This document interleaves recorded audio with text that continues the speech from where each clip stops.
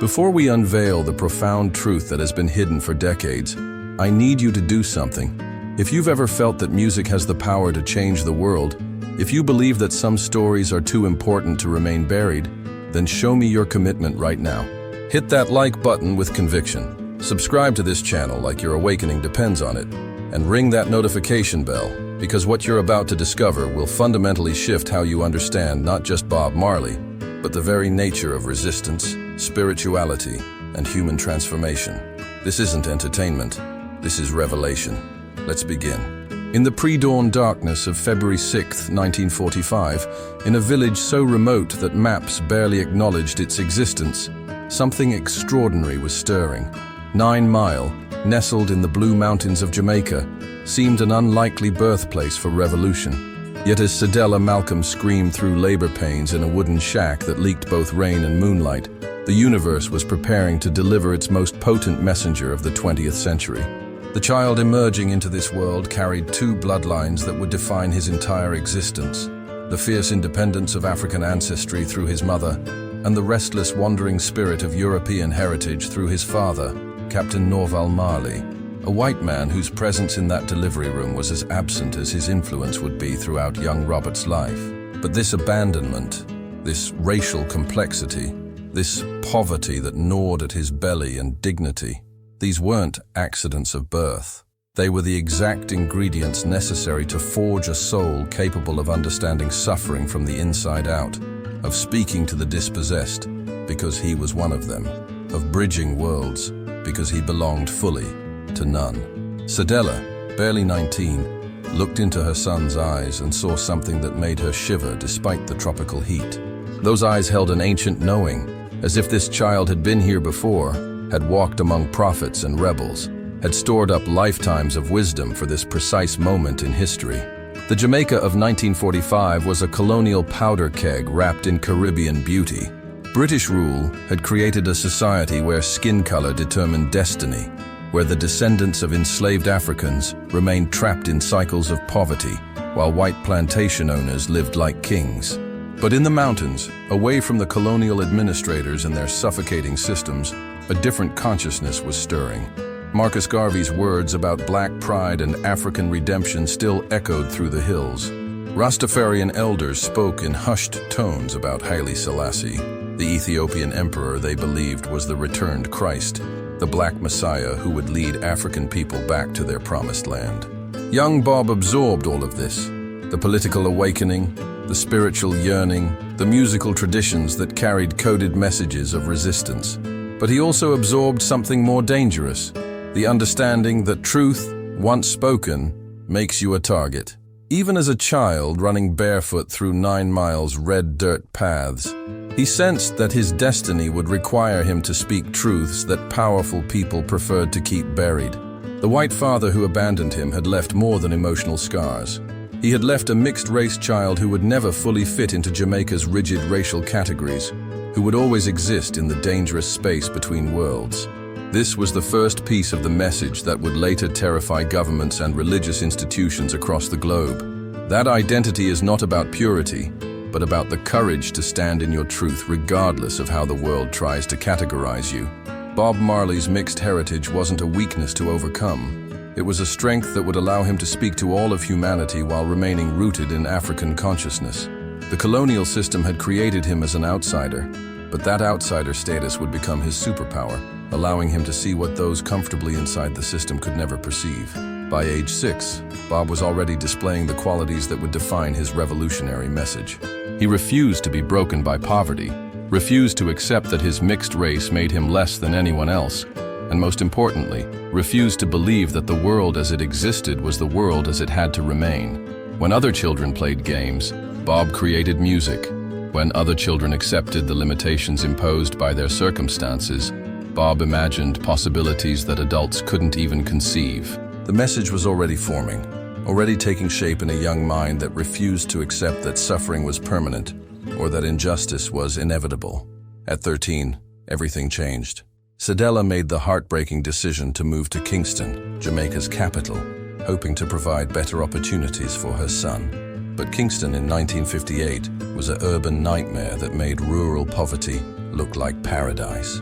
They ended up in Trenchtown, a government housing project that warehoused the poor like discarded cargo.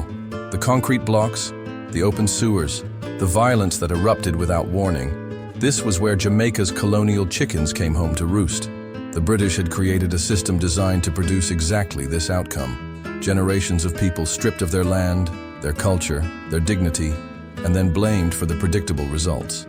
But Trenchtown, despite its horrors, was also where Bob encountered the musical and spiritual traditions that would transform him from angry young man into prophetic voice. The tenement yards buzzed with musical experimentation as young men channeled their rage and pain into rhythm and song. Ska was evolving into rocksteady, which would soon become reggae, a musical revolution that paralleled the social and political awakening sweeping through Jamaica's consciousness. Bob discovered that music wasn't just entertainment, it was a weapon, a tool for consciousness raising, a method for transmitting ideas that could never be spoken directly without inviting immediate retaliation. Here in the concrete maze of Trenchtown, Bob met Peter Tosh and Bunny Wailer, two young men whose anger and musical gifts matched his own. Together, they would form the Wailers, but more importantly, they would form a brotherhood dedicated to musical rebellion. They spent countless hours in informal education sessions, studying Rastafarian philosophy, discussing Marcus Garvey's writings, and debating how music could serve the cause of liberation. These weren't just band practice sessions. They were revolutionary planning meetings disguised as jam sessions. The message was crystallizing. Music could carry truths that conventional speech could never deliver. A song could slip past the censors, could plant ideas in minds that were closed to direct political argument, could unite people across tribal and national boundaries in ways that traditional organizing never could. Bob was beginning to understand that he had been chosen not just to make music, but to use music as a delivery system for the most dangerous ideas of his time. Ideas about human dignity, spiritual awakening, and the fundamental illegitimacy of all systems based on oppression. By 1963, the Wailers had recorded their first single, but this wasn't the beginning of a career. It was the opening salvo in a war for human consciousness. Every note, every lyric, every rhythm was calculated to awaken something in the listener that the system had worked so hard to suppress. The colonial education system had taught Jamaicans to hate their African heritage, to worship European culture, to accept their subordinate position as natural and inevitable. Bob Marley's music began the systematic dismantling of these psychological chains, one song at a time. The early Wailers recordings contained themes that would seem innocent to casual listeners, but carried revolutionary implications for those who understood the coded language. Songs about Rastafarian philosophy weren't just expressing religious beliefs. They were challenging the entire basis of Western Christian dominance in the Caribbean. Songs about African identity weren't just cultural celebration. They were direct attacks on the white supremacist assumptions underlying Jamaican society. Songs about ganja weren't just about recreational drug use. They were about the right to indigenous spiritual practices in the face of colonial religious oppression. But Bob was learning that even coded messages could be dangerous.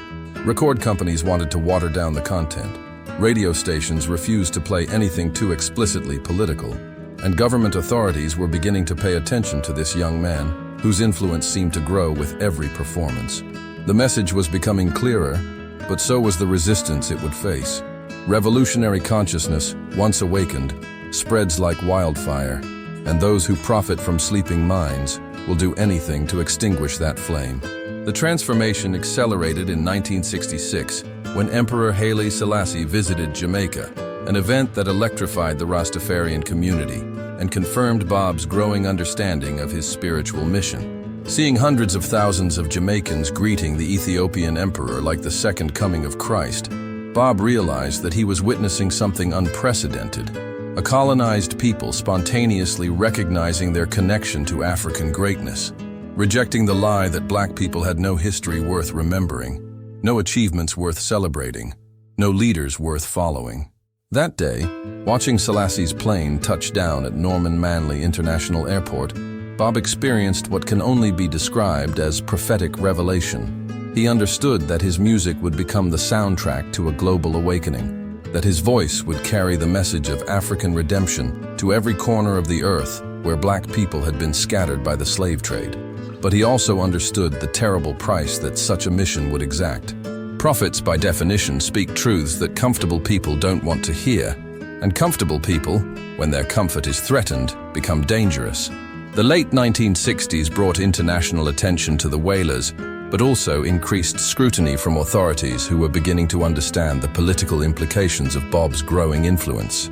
The colonial system in Jamaica was crumbling. Formal independence had been declared in 1962, but the psychological and economic structures of oppression remained firmly in place.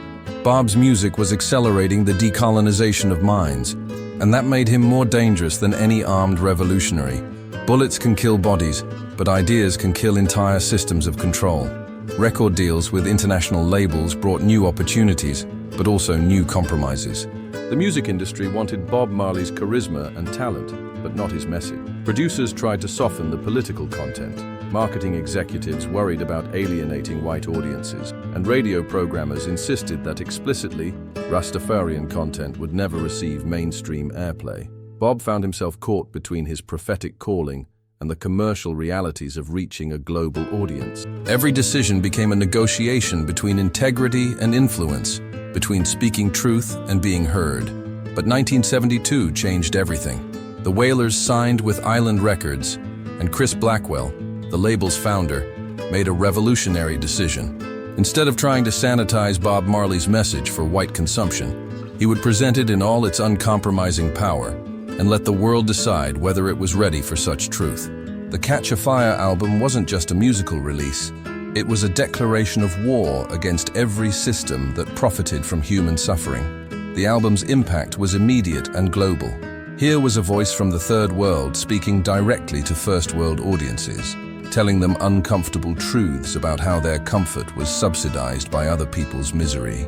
Here was a black man refusing to beg for acceptance, instead demanding recognition of his inherent divinity. Here was a Rastafarian explaining that their marijuana use wasn't criminal behavior but sacred ritual, that their dreadlocks weren't unkempt hair but spiritual antennae, that their rejection of Babylon wasn't anti-social rebellion but prophetic resistance. Radio stations across America and Europe found themselves in impossible positions. The music was undeniably powerful, the commercial potential was enormous, but the content was potentially explosive. How do you play songs that explicitly challenge the legitimacy of Western civilization? How do you promote an artist whose very existence contradicts everything your society believes about race, religion, and power? The answer, for many programmers, was to focus on the rhythm and hope audiences wouldn't pay attention to the lyrics. But audiences were paying attention, and that's when the real danger began. Young people across the globe started growing dreadlocks, smoking ganja, and questioning the systems they had been taught to respect, without question. University students incorporated Rastafarian philosophy into their protests against war and inequality. Musicians began incorporating Bob's message into their own work, spreading the consciousness virus even further. The establishment was beginning to understand that Bob Marley wasn't just entertaining people, he was converting them. The mid-1970s brought Bob's message to its full flowering, but also brought the forces of reaction into full mobilization against him. The album Natty Dread made explicit what earlier recordings had only suggested, that the entire Western civilization was built on lies, that Christianity as practiced by white churches was a perversion of Jesus' actual message, that capitalism was simply slavery by another name, and that the only salvation for humanity lay in returning to African spiritual principles. These weren't abstract philosophical positions, they were fighting words. When Bob sang "Them belly full but we hungry," he was describing the fundamental injustice of a world where abundance and starvation coexisted. When he chanted "Exodus, movement of Jah people," he was calling for the spiritual and physical liberation of African people worldwide. When he declared, "Get up, stand up for your rights," he was issuing a direct call to revolutionary action. Government agencies across the Western world began opening files on Bob Marley. The FBI monitored his activities in the United States, concerned about his influence on African American communities already radicalized by the Black Power movement.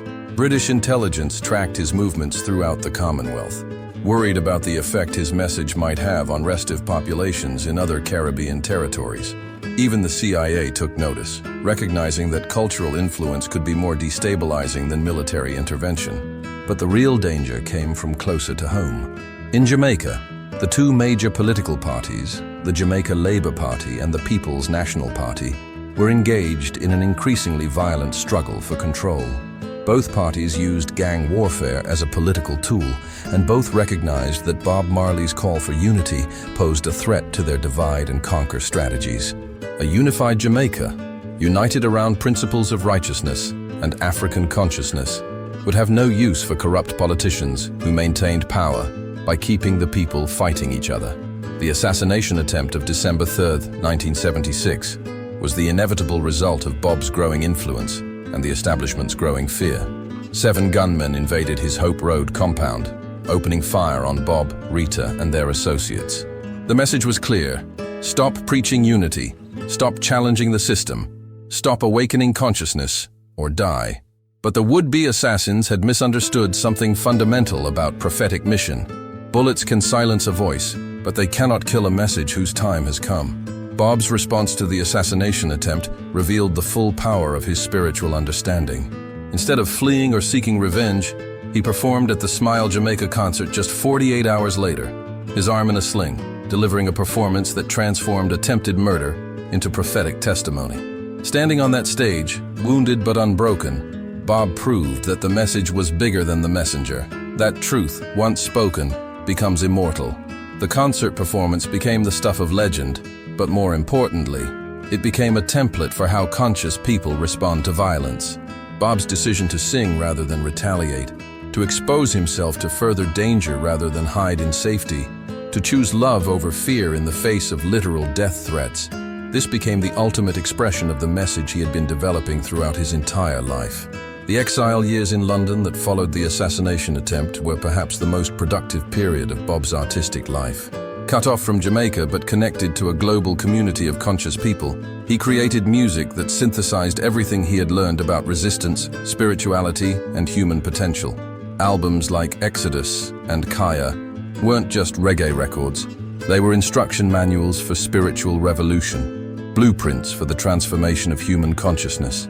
But the message was reaching its most dangerous phase. Bob wasn't just singing about African liberation. He was actively working to make it happen. His connections with African independence movements, his support for liberation struggles in Zimbabwe and elsewhere, his growing influence among black communities worldwide, all of this made him a strategic threat to the global systems of white supremacy and economic exploitation. The final phase of Bob's mission began with his return to Jamaica and the One Love Peace concert of 1978. By bringing together the warring political factions, by literally joining the hands of Michael Manley and Edward Seeger on stage, Bob demonstrated that his message wasn't just about personal awakening, it was about the practical transformation of political reality. This was the moment when the spiritual became political, when consciousness became action, when the message revealed its full revolutionary potential. But the forces arrayed against such transformation were massive and merciless. The same systems that had arranged his assassination attempt were now working to ensure that his message would not survive his physical death. Cancer, that mysterious disease that had claimed so many inconvenient voices, began its attack on Bob's body in 1977. Was it coincidence? Or was it the final weapon deployed against a man whose influence had become truly dangerous to the established order? The last years of Bob's life became a race between the spreading of his message and the spreading of disease through his body. Even as cancer consumed his physical strength, his spiritual power seemed to intensify. Concerts became revival meetings, interviews became prophetic proclamations, and ordinary songs became sacred transmissions of revolutionary consciousness.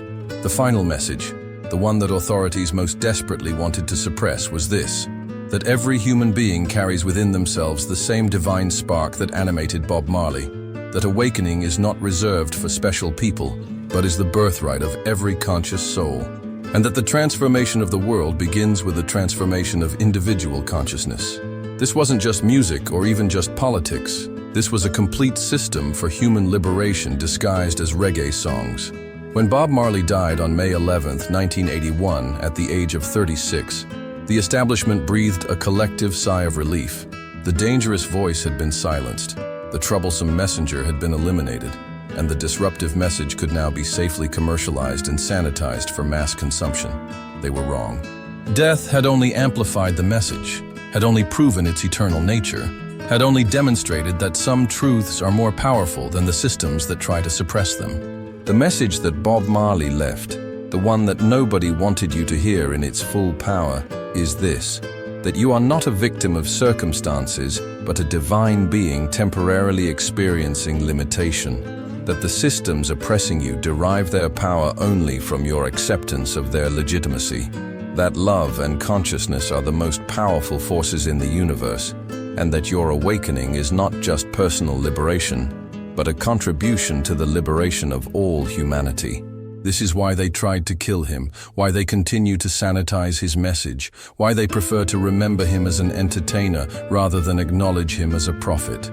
But the message lives on, spreading from consciousness to consciousness, awakening people to their true nature and their infinite potential. Every time someone chooses love over fear, unity over division, consciousness over ignorance, they are continuing Bob Marley's work. Every time someone refuses to accept injustice as inevitable, questions authority that claims the right to rule without consent, or recognizes their connection to all living beings, they are embodying the message that powerful people desperately wanted to bury with his body. Now you know. Now you understand why Bob Marley's music still makes authorities nervous, why his message still threatens systems of control, why his influence continues to grow decades after his death. The question is, what will you do with this knowledge? Will you let the message live through you, or will you let it die with your silence? Drop a comment below and tell me which Bob Marley lyric first opened your eyes to the truth. Use the phrase, "message received," if this video awakened something in you. Let's see how many conscious people are ready to carry this message forward into the next generation. One love.